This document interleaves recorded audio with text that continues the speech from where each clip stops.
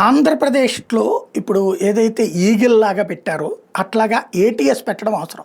గుజరాత్లో ఉంది, మహారాష్ట్రలో ఉంది, అట్లాంటి చోట్ల ఉంది యాంటీ టెర్రరిస్ట్ స్క్వాడ్. ఎందుకంటే ఇప్పుడు క్రమంగా బయటపడుతున్నట్టు మొన్న విజయనగరంలో బయటపడింది, మొన్న కర్నూలు జిల్లా, ఉమ్మడి కర్నూలు జిల్లాలో బయటపడింది, అట్లాగే నంద్యాల దగ్గర బయటపడింది, ఇప్పుడు తాజాగా ధర్మవరం దగ్గర బయటపడినటువంటి ఇన్సిడెంట్స్ చూస్తుంటే అర్జెంటుగా ఏటీఎస్ అవసరం ఉంది. ఇప్పుడు నిన్న దొరికినటువంటి ఆ నూర్ అహ్మద్ అనే వాడికి సంబంధించి వాడు కాయగూరల మార్కెట్లో చిన్నపాటి హోటల్లో పనిచేసేవాడట. అరకొర సంపాదన ఇబ్బందులు పడుతూ అప్పులు చేసేవాడట. 2 ఏళ్ల క్రితం వరకు కటిక పేదరికం అనుభవించిన వాడు తల్లి చెల్లితో పాటు భార్య, 4 పిల్లలను పోషించుకునేందుకు చాలామంది దగ్గర గతంలో అప్పులు కూడా చేశాడు. ఈ క్రమంలో భార్య సైతం వాడితో గొడవపడి వేరుగా వెళ్ళిపోయి ఉంటుంది.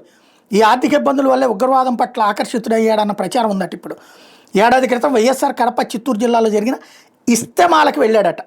అప్పటి నుంచి నూర్ మహమ్మద్లో మార్పు వచ్చింది. అంటే అక్కడ ఐడెంటిఫై చేయాలి ఏం జరిగింది అన్నటువంటిది.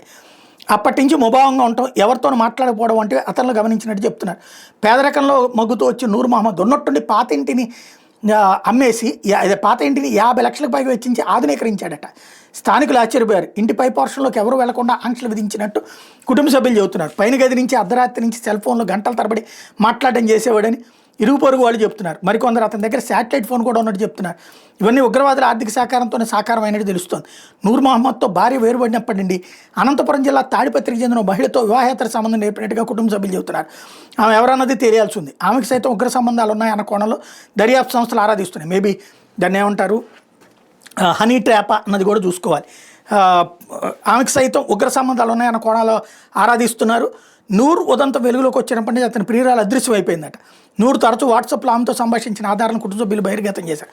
ఆమె పట్టుబడితే మరింత సమాచారం లభించే అవకాశం ఉంది. ఇట్లాంటివన్నీ తేల్చాలంటే మామూలు పోలీసులకి ఇప్పటికే రాజకీయ దరిద్రాలతో సరిపోతుంది. సీరియస్గా దృష్టి సారించాల్సిన అంశం.